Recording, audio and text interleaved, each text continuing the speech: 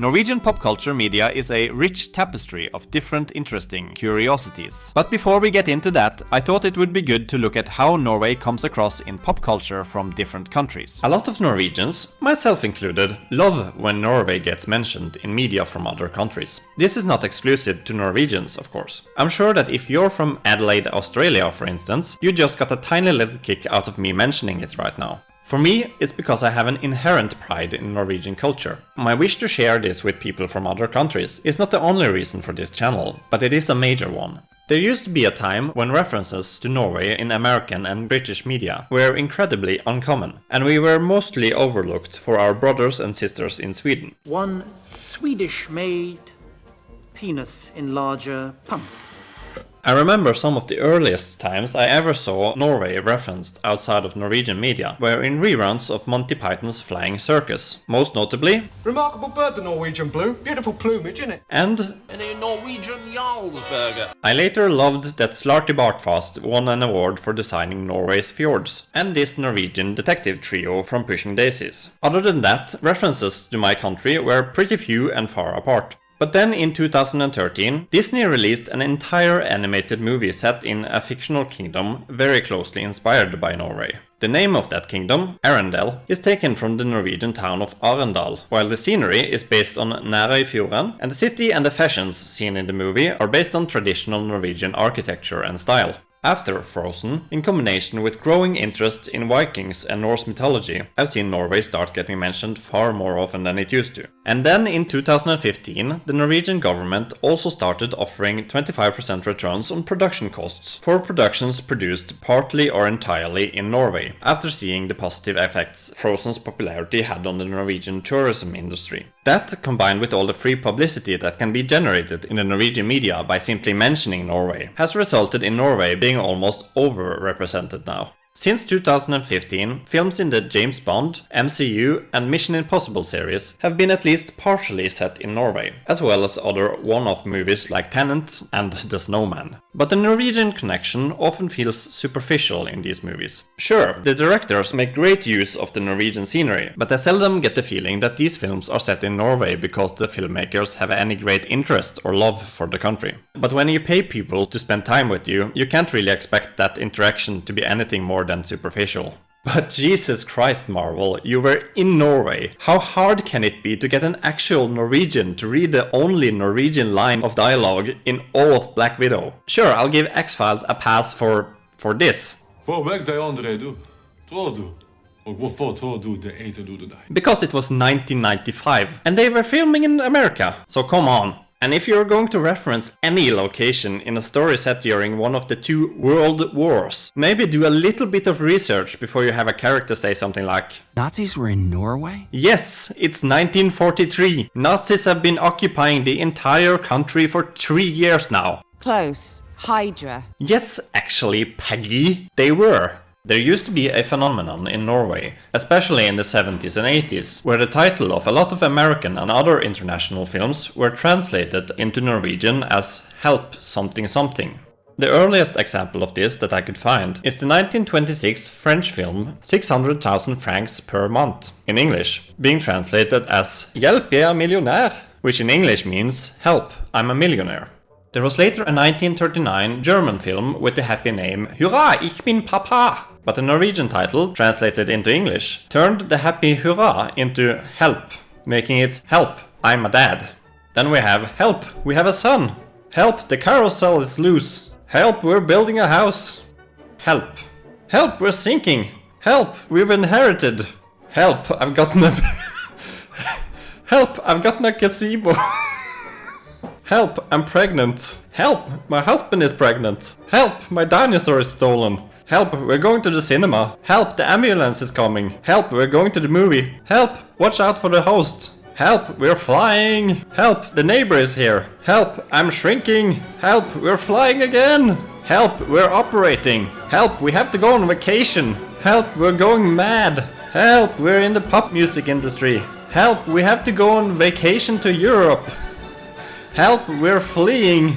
Help, we're getting help. Help, apparently we have too many kids. Help, we're getting married. Help, I'm on Earth. Help, we're making a porno film. Help, it's the Christmas vacation. Help, I've become a boss. Help, we have inherited. Help, I'm dead. Help, I'm a maid. Help, somebody has stolen our country. Help, we're on vacation in the Caribbean. Help, Dad has gotten a new job. Help, I'm not going to move. Help, it's the Christmas vacation, too. And help, we're grandparents. Now, most of these are comedy titles, so this was pretty much an attempt at branding, similar to the British Carry On films, except that the Carry On films were made as Carry On films. The first Norwegian film that I could find with an original title being Help Something Something can be translated as Help, We're Getting an Apartment. I couldn't find a movie translation with the title Help from later than 2012, except for a few titles that make fun of the phenomenon. The main reason why this trend died out is that we don't really translate English movie titles into Norwegian anymore, because most Norwegians understand English perfectly. The top 10 grossing Norwegian films of all time. Number 10, The Last Fleksnes. Number 9, Sons of Norway. Number 8, Sons of Norway Buys a Car. Number 7, Bør Bjørson Jr. Number 6, Max Manus. Number 5, We're Getting Married. Number 4, Fools in the Mountains. Number 3, Dust on the Brain. Number 2, Operation Leaf Shoot. And at number 1, Pinchcliffe Grand Prix. But let's move over to the world of television for a bit. In January of 2021, I wrote and released an article about the Norwegian co-production of the American children's show Sesame Street, called Sesam, which I then made into a video essay that I released on YouTube by April of that same year. It was fairly well received, and I even got a comment from the series producer and director Herman Gran on the original article, and he even shared it with some of his colleagues from the show on Facebook. And this guy shared it on Twitter. Here is that full video. On November 10th, 1969, the children's series Sesame Street premiered on PBS in the United States. It became incredibly popular, and soon its influence started to reach beyond America's borders. Over the years, a large number of international co-productions of Sesame Street has been produced. This video will focus on just one such co-production, the Norwegian Sesam.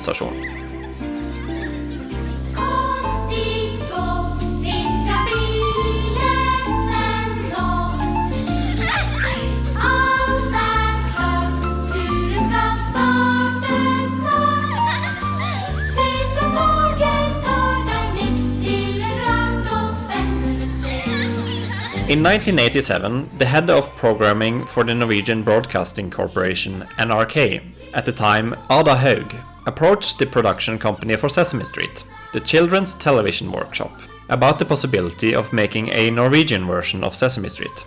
By 1989, an agreement had been made. Ada Haug appointed producers Grete Høyen and Herman Gran to head the series, along with writer Eivind Skeie, and told them to make the show as Norwegian as possible. Unlike most international versions of Sesame Street, it was decided that the Norwegian show would not be set in a city street, but rather a small train station near an unnamed Norwegian town. This could be mostly to keep the name similar to Sesame Street. The Norwegian word gate would not fit as well into the title as Stasjon, the Norwegian word for station. But the change also served to be more inclusive to a larger number of Norwegian children. Norway is quite large geographically, but with a relatively small population scattered over the entire country. So whereas a lot of American kids could recognize their own neighborhood in Sesame Street, most Norwegian kids' neighborhoods looked entirely different. I myself grew up in Norway's second largest city, and I have never lived anywhere even slightly similar to Sesame Street. So, what could all these Norwegian children recognize? Well, Norway is a very mountainous country, with small communities popping up in valleys and fjords all over the country. There's roads between these communities, of course, and transport by air and sea, but Norway's extensive railway system, with its 696 tunnels and its 2,760 bridges, is an important part of the country's infrastructure. Most communities, even the smaller ones, had a train station. So the idea of Sesam Stasjon was conceived.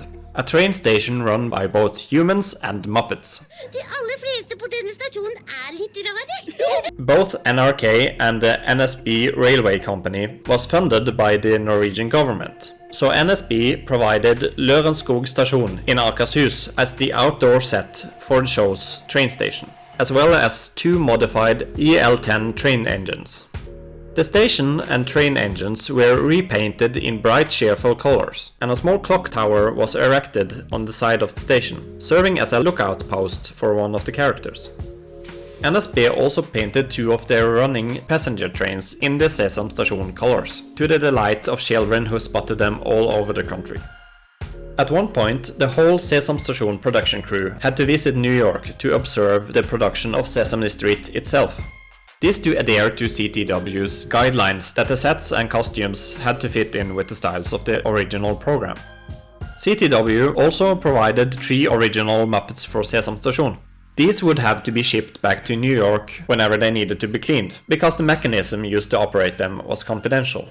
Before production could start on the first series of Sesam Station, the Children's Television Workshop sent puppeteer and puppet maker Kermit Love to Norway in June of 1990, so that he could train the Norwegian puppeteers. The 3 original Muppets were Alpha, who runs the station kiosk, Bjarne Betjent, who runs the ticket booth, and Max Mekker, the train station mechanic. Alpha was the only female Muppet out of the 3, and played by Hanne Dahle. Alpha liked to read and write, both books and letters to and from her many pen pals from around the globe. Dette blir helt fint! Og jeg synes jeg er helt flink I dag. Bjarne Betjent was a pink and rather human-looking hand puppet, played by Åsmund Huser. Bjarne was more pessimistic than the other Sesam Station Muppets, and had some irrational fears and worries. Hvor det blitt av skinnene? Hjelp! Jeg må øse! Max Mekker was the biggest of the characters, being the only walk-around Muppet among the cast, and was played by Geir Børresen. Max, being the mechanic, was naturally good at fixing things. Max, Mekker, Max. But his size also made him the muscle of the station, leaving him in charge of loading and unloading luggage and cargo. Rounding out the cast were 2 human characters, Station Master O. Tidemann and Leonora Dorothea Dahl. Station Master O. Tidemann was an older, grandpa-like character and was played by Sverre Holm, who was a famous Norwegian comedic actor, most known for his 14-film stint as bank robber Benny Fransen in the Norwegian Olsenbanden series between 1969 and 1999. Og I neste øyeblikk så kommer en politimann inn her og påstår at jeg tyv, og dette er tyvesaker. Leonora Dorothea Dahl, played by Sissel Ryan, was formerly a world-famous singer, but she settled down at Sesam Station as Tidemann's second-in-command. She still loved to sing and would often initiate musical numbers with the other characters.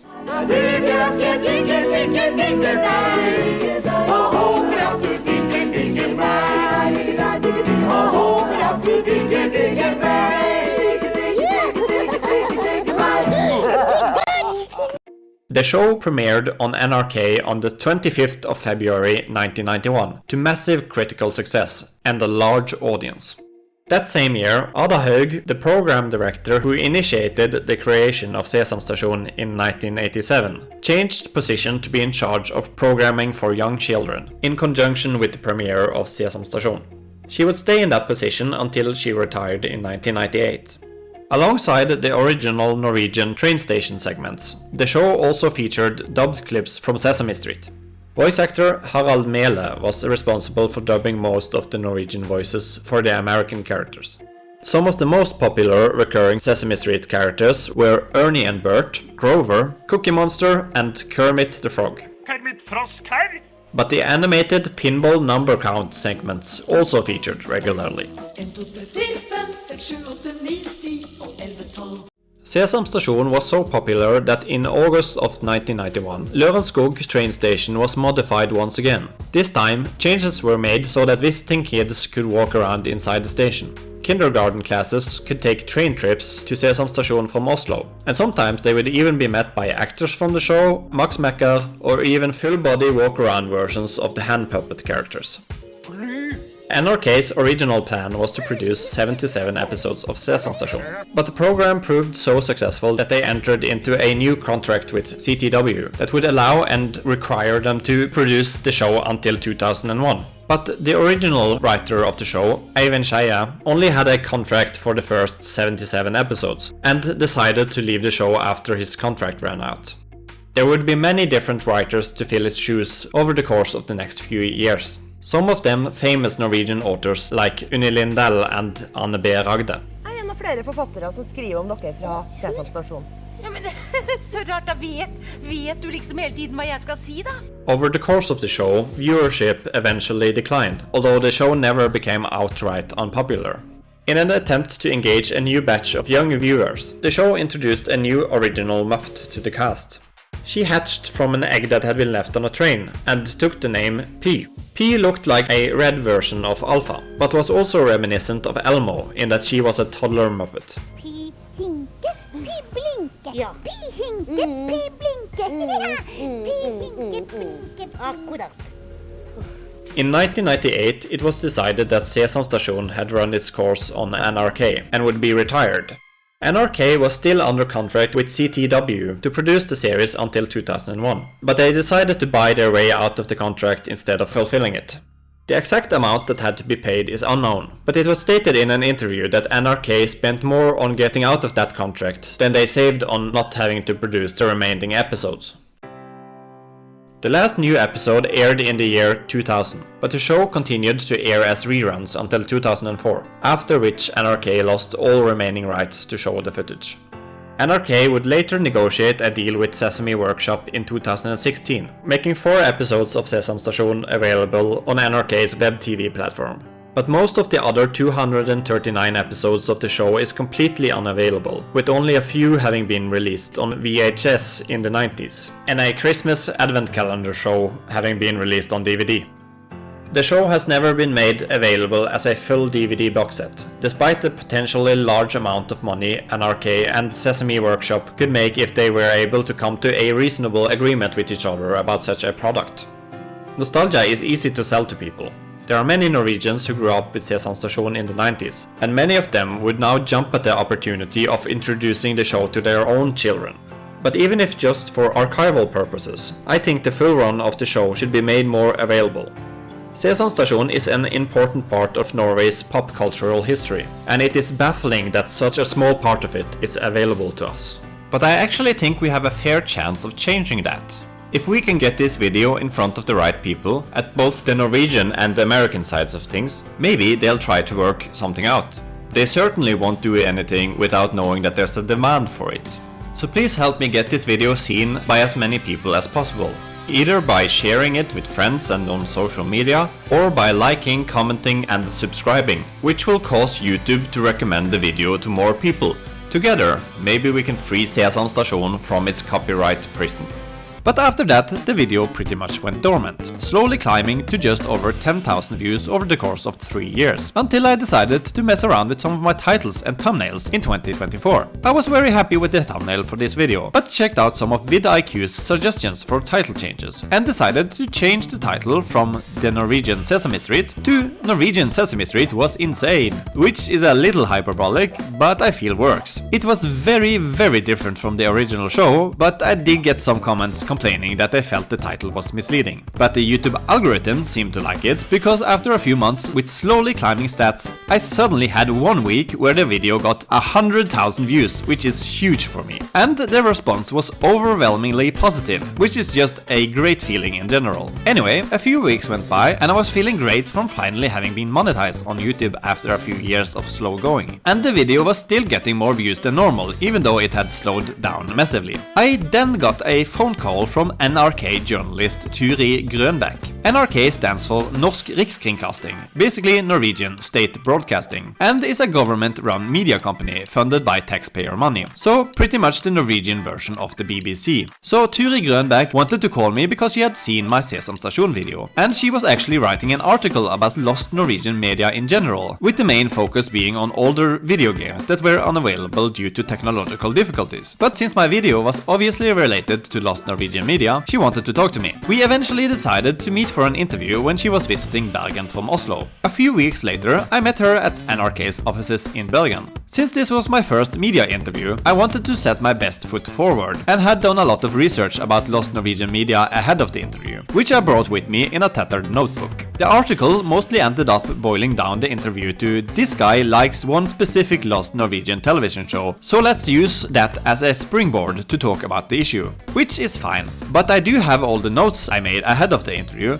so I figured I'd share it with you guys. And if I get enough examples of lost Norwegian media down in the comments, maybe I'll make a full video about the subject. The interview was very fun and enjoyable, and Turi Grönbæk was clearly very passionate about maintaining our cultural heritage. If no one in small countries watches over it, all we'll be left with in a few hundred years will be American and British media. I don't have a lot of experience being interviewed, but it probably helps when both parties are interested in the topic, and it was clear that this article was not simply something she had been assigned. She started off taking a few photos of me for the article while asking me about my memories of the show from when I was a kid. I told her that I, like everyone else, really liked Max Mekker, but I also remember as a child really shipping Alpha and Bjarne Betjent, as in I wanted them to be in a relationship together. Not sure if that was based on anything from the show or if I completely came up with it on my own, and it's pretty hard to check since it's lost media. I also shared a photo of myself as a probably 3.5-year-old kid visiting the shooting location for Sesam, which I didn't know about when I made the original video, or I would have included it.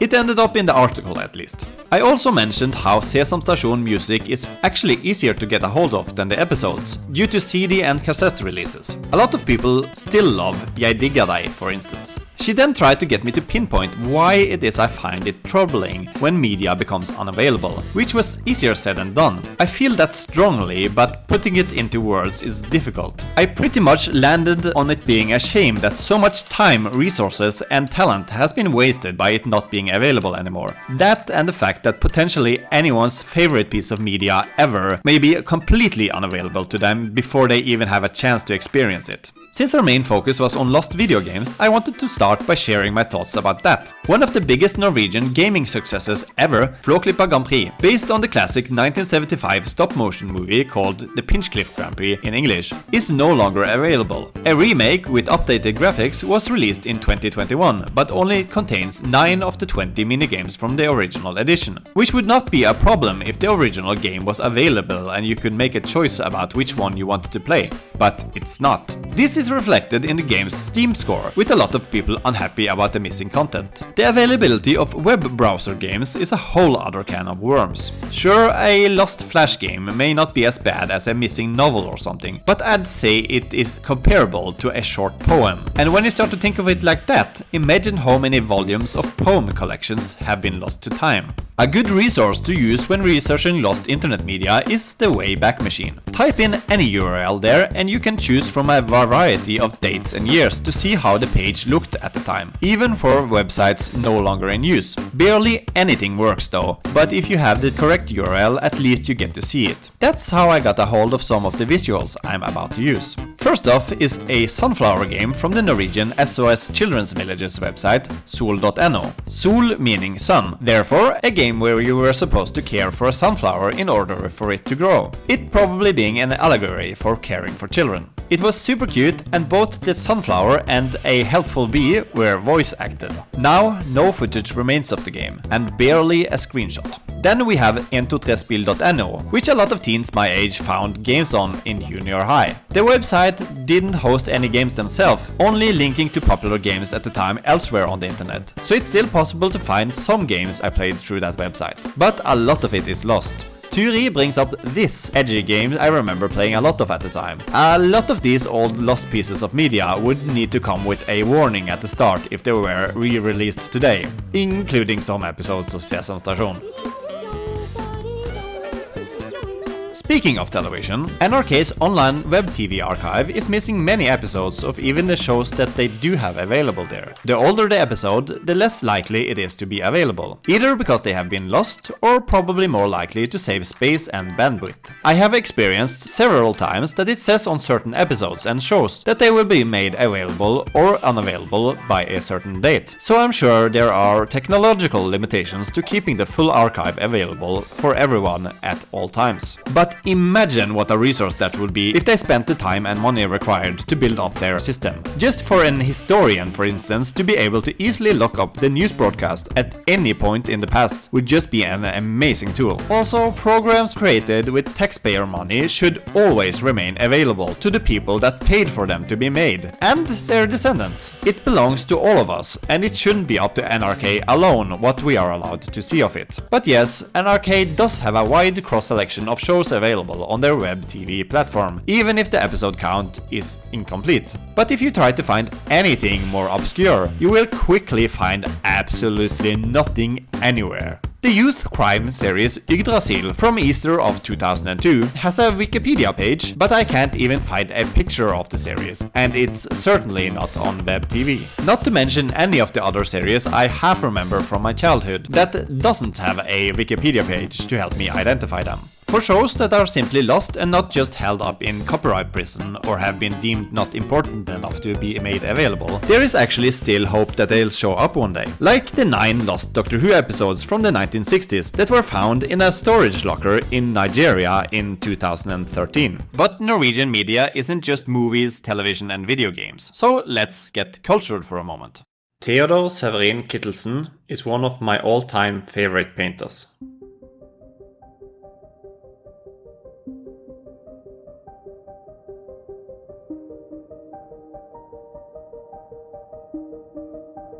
He lived from 1857 to 1914, and, like myself, he was Norwegian. Kittelsen's work were present in my life since early childhood.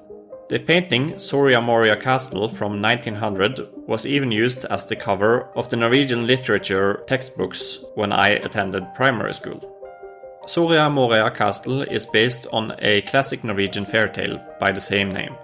And in fact, a lot of Kittelsen's work was based on stories and fairy tales, as he often was contracted to make book illustrations. One of the main reasons why I love Kittelsen's work is his use of thematic contrasts. He often mixes the beauty of Norwegian nature with the creepy horror of Norwegian folklore. Sometimes he gives nature intelligence, or gives concepts a physical presence. The painting Echo is a perfect example of this. Here you can faintly see Kittelsen has painted a physical representation of an echo, as a giant man hiding in the foggy mountains above a fjord, yelling back at the people who are yelling at him. One of his most famous paintings is the mythological creature called Nøkken in Norwegian, or the neck in English. Necks in Scandinavia were thought to be male water spirits who played enchanted songs on the violin, luring women and children to drown in lakes or streams. In some places in the world, necks were thought to be able to transform into beautiful horses, which someone could get stuck to if they tried to touch it, giving the neck an opportunity to drown them. But sometimes the concepts Kittelsen portrayed were much darker. The Black Death was the first and worst plague of many that ravaged Norway for 300 years from 1348 to around 1650. This was long before Kittelsen was contracted to illustrate a book about the Black Death. But even so many years later, the disease was known to be horrifying, and descriptions were probably a great inspiration for those pieces. Kittelsen represented the plague as a decrepit old woman, roaming from village to village, spreading her disease. During his career, Theodor Kittelsen pretty much defined what Norwegians picture when we hear the word troll. No, not the internet troll, the folklore fantasy type of troll. Kittelsen's trolls were ugly, fat and old. They had giant feet, giant ears and giant noses. They also have a cow tail, a detail he took from the Henrik Ibsen poem Peer Gynt. Beyond those details, trolls came in all shapes and sizes. Things most modern people in the world would classify as trolls, giants, goblins and orcs are all called trolls in Norwegian folklore. They may look and act different, but they are all different strains of the same species. Kittelsen even painted a sea troll, and as you can see, he often revisited his paintings.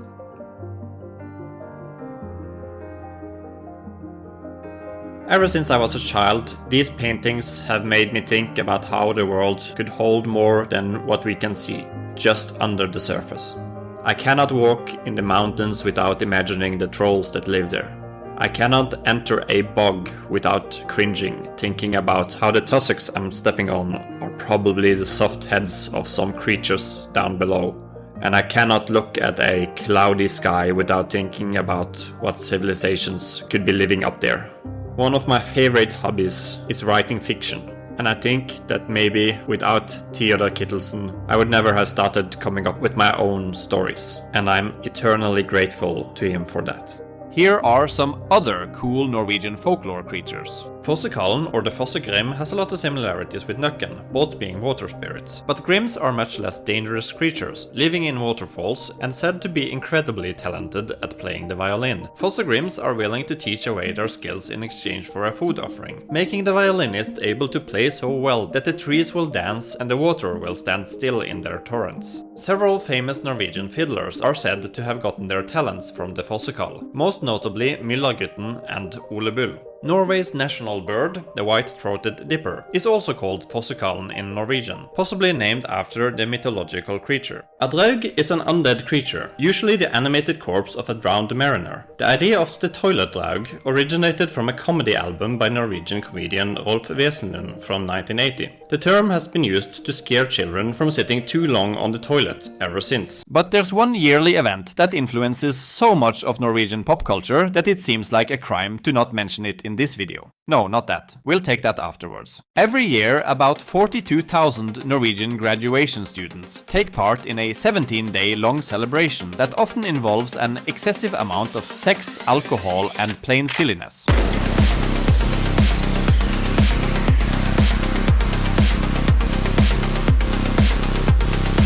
The Russ celebration in Norway is in many ways like the American spring break and takes place in May of each year. The pupils who partake in this celebration are called Russ. They traditionally wear overalls and hats color-coded to their particular study path, although few still wear the hat. And it is entirely possible to wear colors from outside your own path of study, but it is more common to stay within these rules. From the most to least common colors, there are red Russ, who did general studies, blue Russ, who studied economy and administration, black Russ, who did vocational courses, and green Russ with agricultural courses. The Russ celebration is such a big cultural thing in Norway that even some other groups have joined in, with kindergarteners wearing pink, lower secondary school students wearing orange, and some Christian Russ choosing to wear white to show purity. There has been some form of Russ celebration as far back as the 1700s, and it seems that started in Denmark, as there were no universities in Norway at the time. The word is a shortening of the Latin word depositurus, which is an old term for a young student who is about to undergo an admission ritual at a university. But the celebration as we know it in Norway today didn't truly start until 1905. The red caps were inspired by the hats worn by German students who had visited Norway the year before. Blue caps were introduced in 1916 as a way to separate economic students from the commoners, and from there the practice of color sorting the graduates started. Colored overalls were later added to the ensemble. It would become common to write your name and other statements in white markers or stitching decorative patches on the overalls. Nowadays, it is common to buy already decorated overalls at a markup of up to 4 times more than what an undecorated overall might cost you. In fact, Russe celebration spending in general can often be quite high, and it is not completely uncommon for those that can afford it to spend up to 100,000 Norwegian kroner during the celebration, which converts to about $10,000 at the time of making this video. I've even heard stories of those who take up loans to help finance their Russe celebration. The biggest expenditure for many Russ is their means of transportation. There are many Russe gatherings in remote locations across the country during May, which are not always easy to get to if you do not have your own car. So it became quite common for us to find groups where they could pool their money to buy a car or van, which they would then paint in their Russe colors, name and decorate, often in obscenities and jokes. But some of the bigger groups could even go as far as buying a whole bus. This has more or less gradually turned into the culturally recognized ideal of the Ross celebration, traveling to gatherings in an incredibly pimped up party bus, blasting club music and dancing all the way. Those willing to pay for it will spend an incredible incredible amount of money on having their buses custom made to their specifications, some even going as far as to commissioning their own party music from singers and DJs. Russe music has in later years become an integral part of Norwegian youth culture, so much so that artists mainly known for making Russe music has become entirely mainstream and household names. One such artist, named Tix, even represented Norway during the 2021 Eurovision Song Contest with the song Fallen Angel, after having won the popular vote from the audience of the local Norwegian Eurovision qualification finale. It is also common to have special Russ business cards printed out with name, picture, contact information, and usually a joke. These to give out to friends, family and potential romantic conquests. But they are also often collected by Norwegian children, so it's a common sign to see children running over to Russ to ask for Russe cards. As far as I'm concerned, that's the main use case for them. Another big part of the celebration is the concept of russeknuter, or knots. The literal knots in that phrase is meant to be made in the tassels of your russe hat after completing various challenges during the celebration period. But you would often just state that you have done various russe knots, even though you never have any intention of actually tying them in your hat. It's just a word for challenges on this list that the Russ board of different regions in Norway have decided upon and made available. A lot of the challenges are related to sex and alcohol, with 10 out of the 100 challenges on the list including the word sex, and 11 including the word drink. But all these are specified as being able to perform with non-alcoholic beverages, although most people will opt for the alcoholic variant. But there's a lot of variety in the weird things the list tasks you with doing. Eating breakfast in a roundabout is a classic. As of 2026, the Russ celebration has been officially moved to start after the final exams, with the main celebration period beginning around May 13th to 15th, and is expected to last about 3 to 4 weeks until the end of the school year in mid-June, with the celebration of the Norwegian Constitution Day on the 17th as a starting point instead of an ending as it has used to be. In Norway, when Easter rolls around, something unexpected happens. It's not just cabin trips with friends and family, crossword puzzles, and sunny ski trips across snowy mountains. In addition, bookstores and TV screens are suddenly filled with the most heinous and brutal murders. Because it's finally time for Easter crime. But why crime? And why during Easter?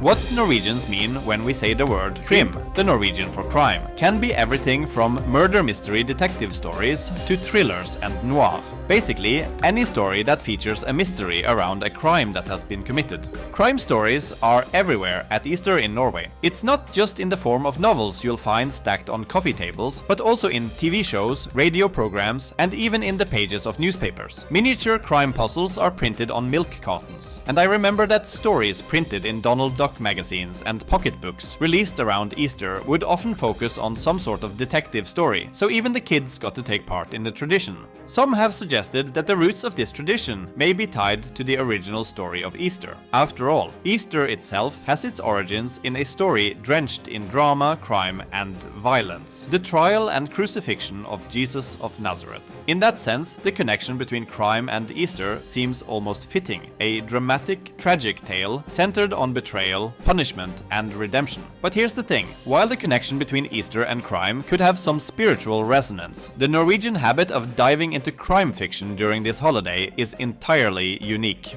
It's true that people around the world celebrate Easter in their own ways, but there doesn't seem to be a lot of other people spending their time reading whodunits and tuning into crime dramas other than Norwegians. So, where did this tradition of reading and watching crime fiction during Easter in Norway actually come from? Let's start with a very practical explanation. The Norwegian Easter holiday is pretty long, with a 5-day long weekend to begin with, but spending only 3 vacation days will leave you with 10 days off in a row. Summer vacations are generally longer, commonly being about 3 weeks long, but comes with the expectation of traveling abroad or visiting family for a lot of people. Easter is often a much more laid-back affair, and that means plenty of downtime. And what better way to fill that time than with a gripping mystery? They're perfect for getting lost in. And crime literature was also mainly published in paperback editions, easy to transport in a rucksack into the mountains at Easter. Many Norwegian mountains are scattered with old, tattered crime books, abandoned in the corners of cabins after their readers have finished their thrilling stories. In fact, if you were to go hiking in the Norwegian wilderness, you might even come across some forgotten crime novels that have been left behind. Books that were read and enjoyed, but never brought back down from the mountains. They've become part of the landscape, like relics of the past, or they've probably dissolved in the harsh Norwegian weather. But perhaps there's a deeper, more mysterious reason for the Norwegian obsession with crime at Easter. Some have suggested that our attraction to blood and violence during this time of year is rooted in our ancient pagan past. Before the rise of Christianity, pagans celebrated the arrival of spring with rituals that sometimes involved blood sacrifices. Could the modern-day thirst for blood through crime novels be a vestige of these ancient rites? No, it's capitalism. The true origins of the Easter crime fiction tradition dates back to 1923, when a Norwegian author named Jonathan Jerv published a crime novel about a robbery on the train traveling between Bergen and Oslo, colloquially called the Bergen Train, the Bergen Line, or the Bergen Railway. The novel was called The Bergen Train Robbed Last Night and was both set and released during Easter. Jerv and his publisher made a bold and innovative move. On the weekend before Easter Sunday, they ran a massive ad campaign in Norway's major national newspapers. The ad read, in large, bold letters, "The Bergen Train Robbed Last Night." To the average reader, it looked like a genuine news headline, an actual report of a crime. The publishers had cleverly disguised their ad as breaking news. This caused a stir, as many believed the train had truly been hijacked. The publicity stunt worked brilliantly. The book sold out almost immediately, and a new tradition was born.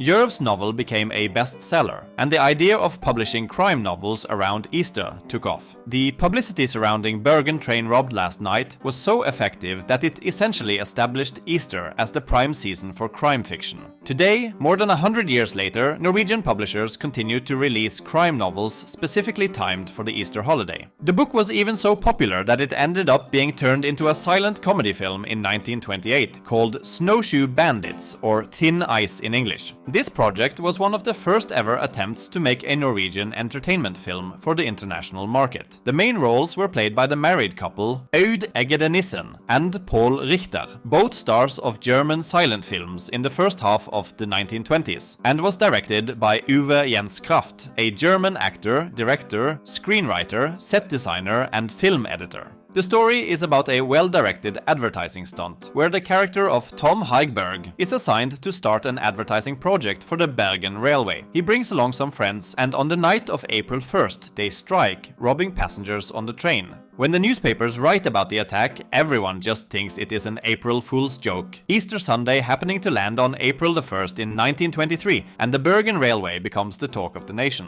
Tom, having achieved his goal, returns the stolen goods, gets the job as advertising manager for the train company, and the railway director's daughter on top of that. The film premiered in Bergen on the 17th of September 1928 and was very well received by film critics in Norwegian daily newspapers. And well over 100,000 people saw the film while it was in cinemas in Norway from 1928 to 1929. Jonathan Jerv himself turned out to be a joint pseudonym for the poet Nordahl Grieg and Niels Lie, who was later known as a publishing consultant and translator. Grieg had just published a poetry collection, which had not brought in very much income. His friend Lie, who was also a student and a poor dormitory dweller in Christiania, the old name for Oslo, was looking for something that could provide some small income. They got the idea to write a crime novel, and the two friends would write every other chapter, meeting in a cafe every afternoon to read the newly written chapters to each other. Nordahl's brother, Harald, who worked in publishing, helped them market the book with the aforementioned newspaper stunt. This marketing campaign marked the beginning of what has now become an iconic Easter tradition in Norway. It's not just about reading crime fiction, it's about something deeper. It's about a moment in time when Norwegians come together to indulge in their love of mystery, suspense, and dark storytelling. It's a shared cultural experience that has become almost as synonymous with Easter as eggs and chocolate.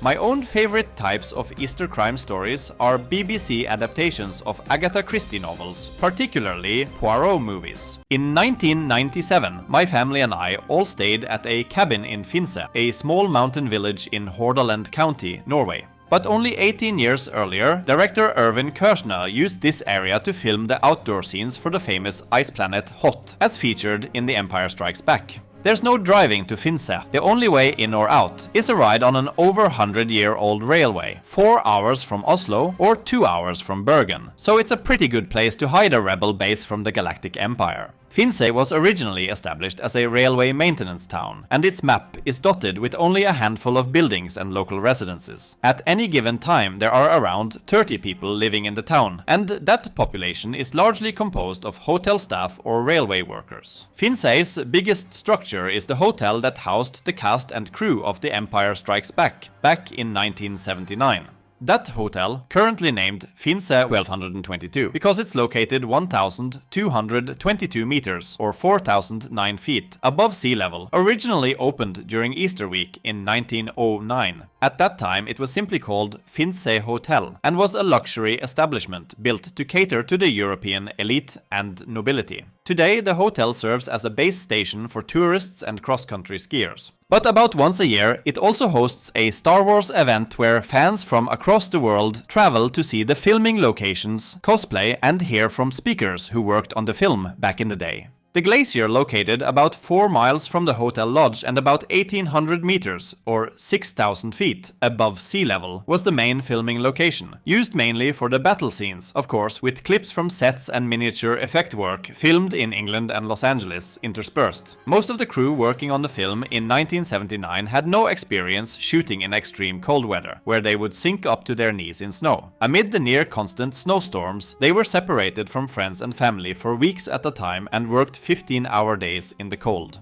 And there was also the chance of getting whiteouts, which is a surface weather condition in a snow-covered area in which no object casts a shadow. The horizon cannot be seen, and only dark objects are discernible. Visibility goes to zero and you can't tell up from down, and nausea and dizziness come on fast. One crew member even had to be shipped back to England after having broken a limb from driving off a cliff with a snowmobile while experiencing a whiteout. The remaining crew worked in special tents and set up a facility in the hotel basement where equipment was stored at -1 degree Celsius to prevent damage caused by moving between indoor and outdoor temperatures. Technology also had to be winterized, and the VistaVision camera that they used to capture images for the special effects team was filled with antifreeze oil and given a special heated hood. A mishap with another snowmobile sent a crate of equipment tumbling down the glacier and nearly destroyed a camera that was sent to Norway by Lucas himself midway through the shoot. Luckily, it lived to film another day. The filming also coincided with the worst winter storm there in 50 years.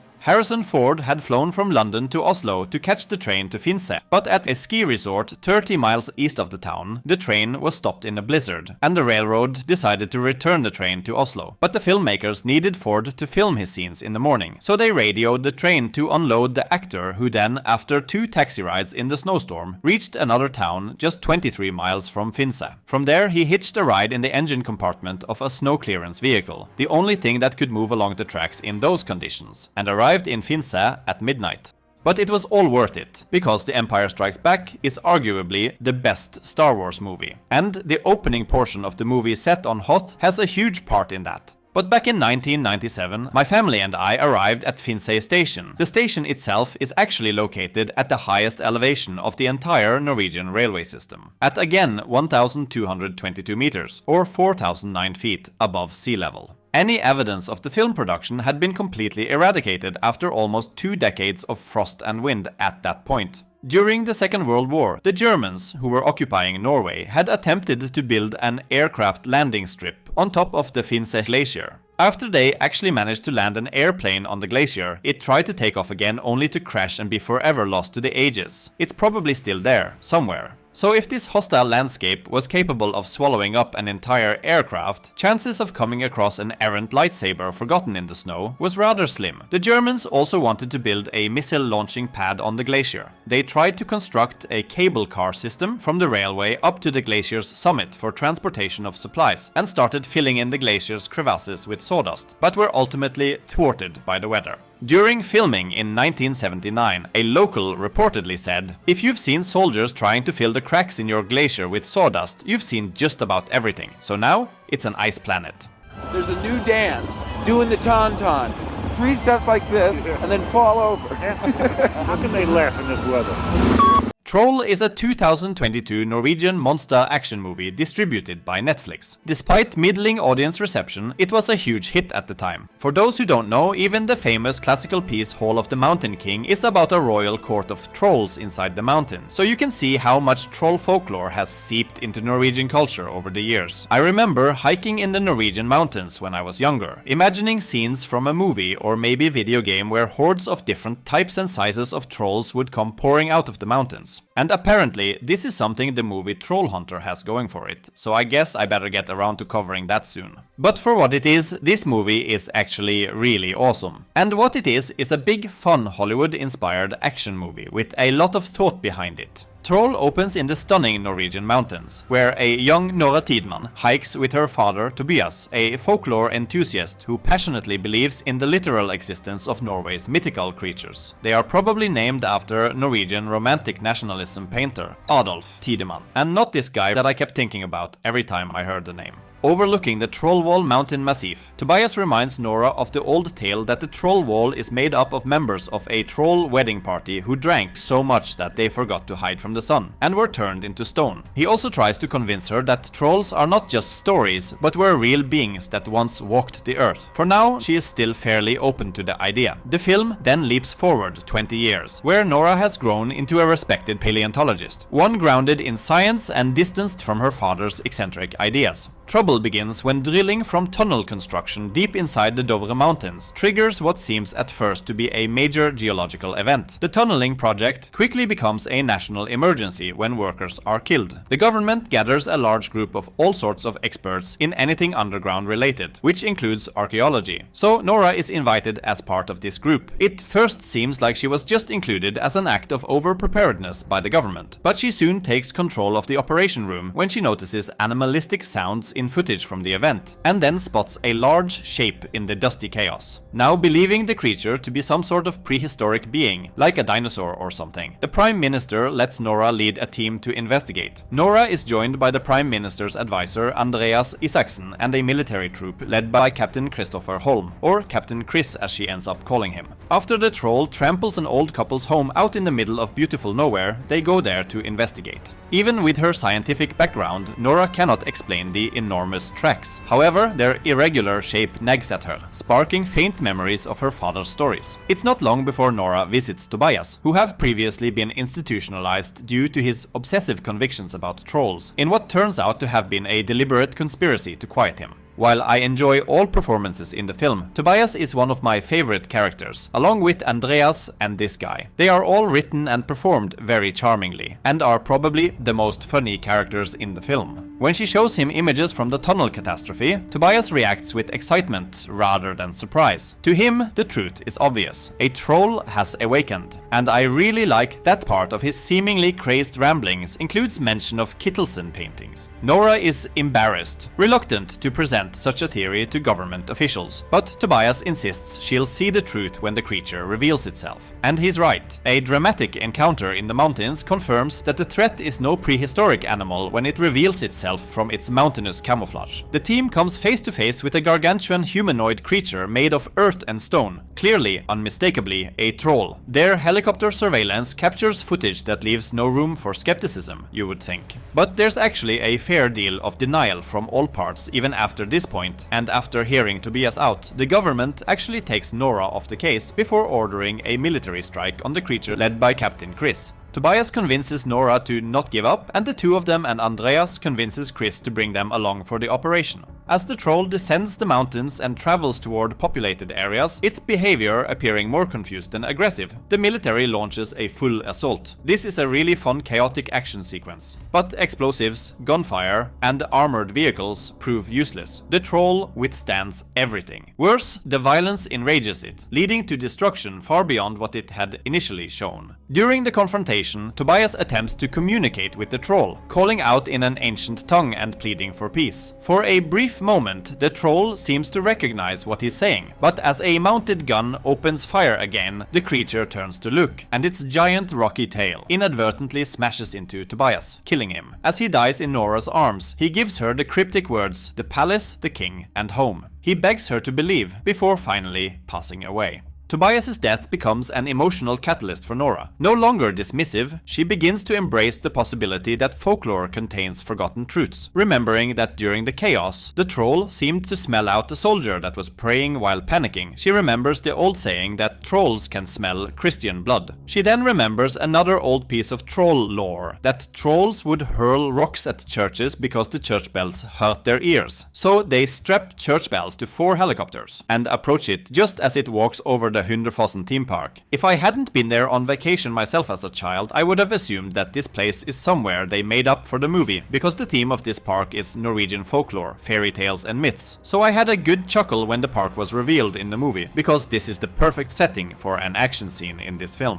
The plan works as the troll is very much affected by the bells, but it manages to take down all the helicopters. So when the team returns to Oslo, Nora is taken off the case, and Chris is reassigned to help evacuate the city. The government starts to grow desperate and decides to shoot the creature with some experimental missiles that have not yet been cleared for use, which will likely destroy much of the city in the process. Andreas resigns, but the order stands. Seeking answers, Nora and Andreas unearths a hidden royal conspiracy.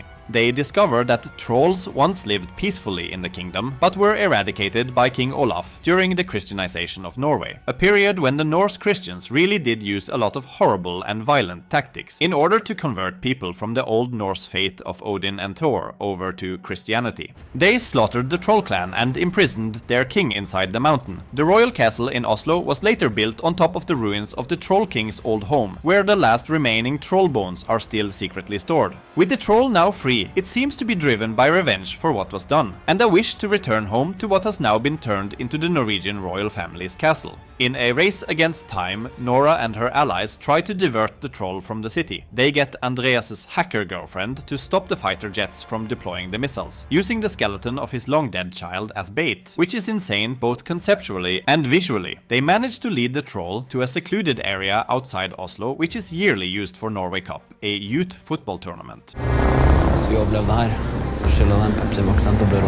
I'm a Norwegian. Of course I have a Pepsi Max addiction that I'm never gonna fix. On the way there, the head falls off the back of the car and the troll stops to grieve his dead child before going completely berserk, which leads to this very Edgar Wright type shot, which I enjoyed. Having previously discovered that direct exposure to UV lighting will turn trolls into stone, much like how they do when exposed to sunlight in old fairy tales, she instructed Captain Chris to make a trap out of artificial UV sources, such as tanning beds. Together they unleash a blinding blast of artificial light, weakening the troll. But feeling bad for the troll, Nora turns off the lights and begs him to return to the mountains, so that they won't have to take him down. But before the troll gets a chance to, the real sunrise crests the mountains, and the troll falls down.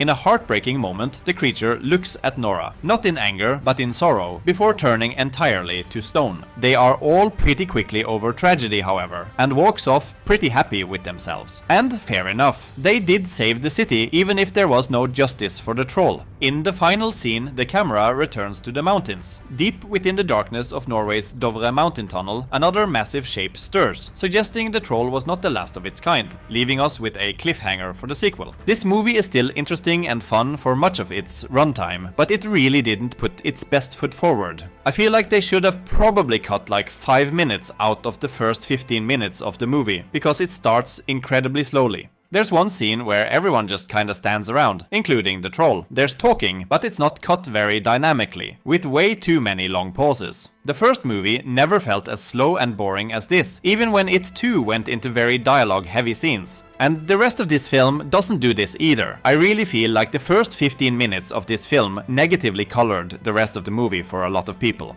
This is the second movie in the series that have squandered the opportunity to show off the many different forms of trolls in Norwegian folklore. It's a shame that instead of having a sea troll or hordes of smaller goblin-like trolls, they basically just have the same guy as in the first one, but with a beard and a bigger nose. Still, one of the best scenes in the movie is when the troll attacks an afterski party. This fucking douche was so much fun to watch that I sort of wish that he'd been the main character of this film, instead of only being in this scene. It really feels like the amount of fun troll scenes have been cut down drastically in the sequel, to an extent that it feels like their budget was much lower for this film. The afterski party attack and the final action scene of the movie were the only ones that recaptured the feeling of watching the troll sequences in the first movie. I liked when the movie turned into a mini Norwegian national treasure for a bit, but I liked that idea so much that I would much rather that they had saved it for a real attempt at a full movie of something like that without trolls. Another example of fun things in this movie, just making me see missed opportunities. Not sure how fair that is of me, but the fact that nobody wielded King Olaf's silver sword against the troll while climbing him, Shadow of the Colossus style, is another one. The whole final sacrifice to take out the big bad troll seemed very contrived to me. Why not just strap the grenade to the holy water? Or just remove the cap of the water container? Why did it even have to explode if the troll ingested it? And it required a lot of fumbling to even get to that point. Not to mention, they managed to take down the troll in the first movie without sacrificing anyone. And in this, they even have their own troll to help. I don't buy that there were no other options here. And that's the note the movie goes out on. So we have a film that starts too slowly, ends on a sour note, and fails to be as interesting as its precursor in between.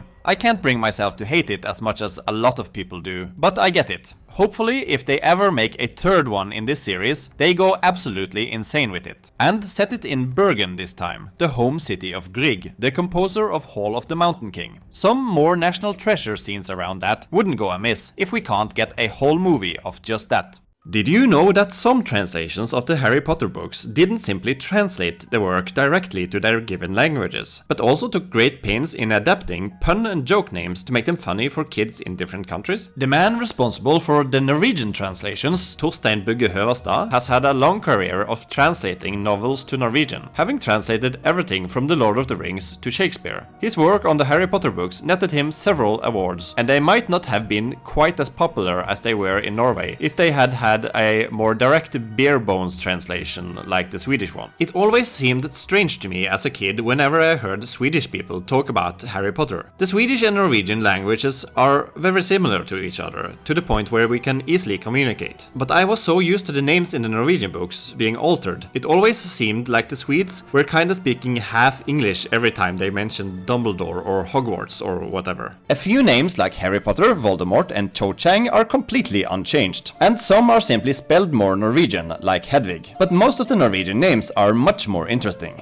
Hermione Granger is named Hermine Grang in Norwegian. Grang is a traditional but now outdated Norwegian pronunciation of the Anglo-French word grand. There's even a famous hotel in Oslo named Grand Hotel, which a lot of older people especially just call Grang. So Grang brings to mind a sense of upper class and properness, and Hermione is definitely more upper class than both of her friends. Ron Weasley is named Ronny Wiltersen, Wilter meaning to be wild and lively. So the best way to translate Ronny Wiltersen back to English would probably be Ron Wildling. In English, his middle name Bilius was probably given to him to honor his late uncle Bilius, but his Norwegian middle name Colerius probably comes from the uncommonly used word kolerisk, meaning aggressive, impetuous and hot-blooded, which can often be a good description of Ron. His large family consists of Arthur, Molly, Rulle, Kalle, Gulla, Perry, Fred and Frank Wiltersen. Neville Longbottom is Nilus Langballe, which means long ball, but very specifically in the way you would refer to a testicle.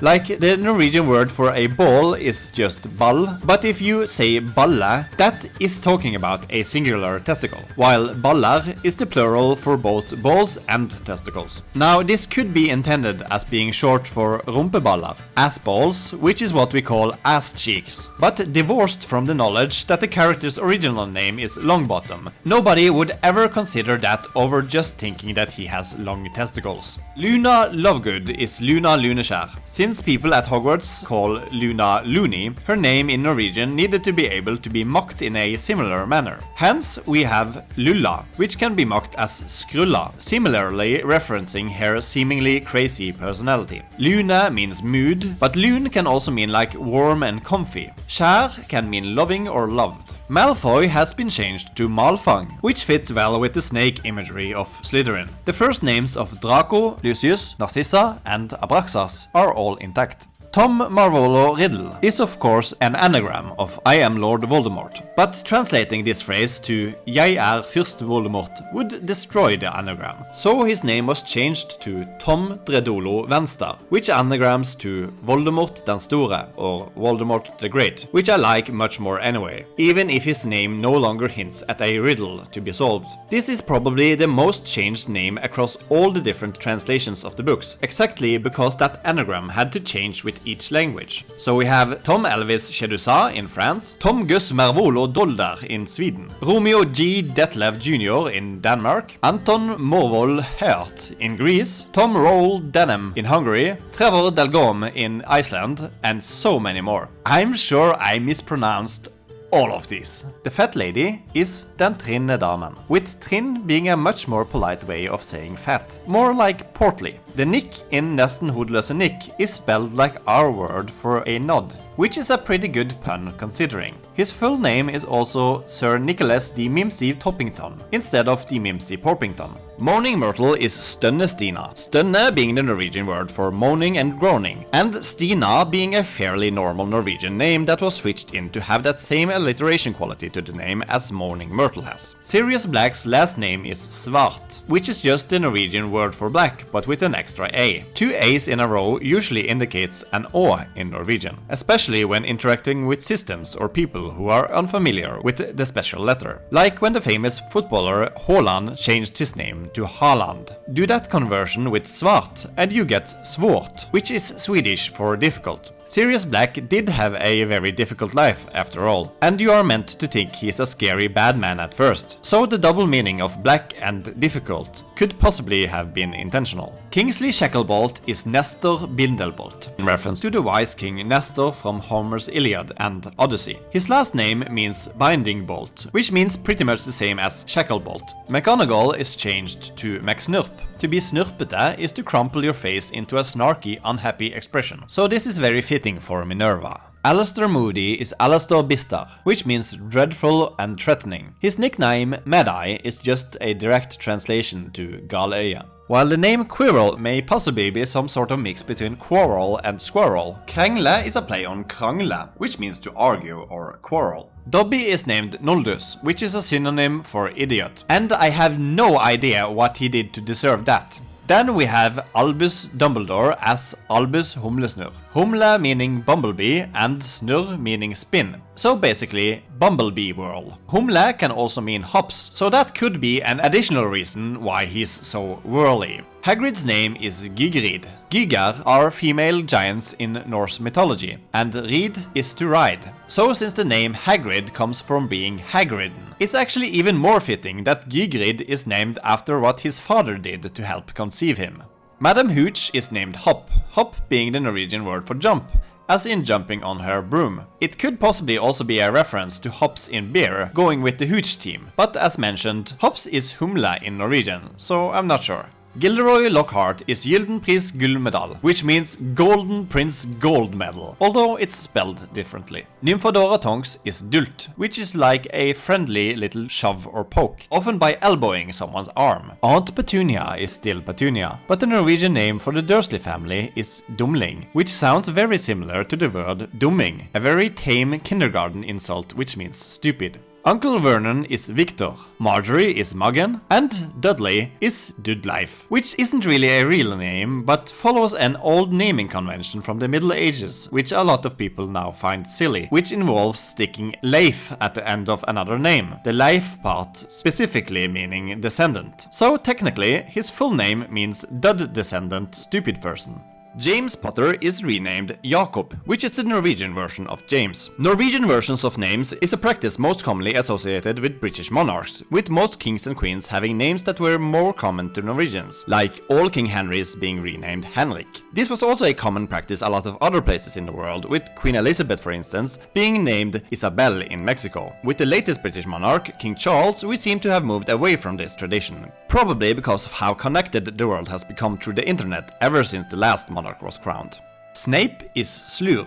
Slu being the Norwegian word for cunning, and lur meaning clever. His father is still named Tobias, and his mother, Eileen Prince, is Elinor Prince, which is closer to the Norwegian spelling of Prince, which was better for the reveal of Snape being the half-blood prince, partly named after his mother. Cedric Diggory is Frederick Jervel, which is an old word for brave. Lee Jordan is Luffen Styx. Luffen is an old nickname for Olaf and Olav, so, you know, Luffen. Not sure if Styx is from the band or the river though.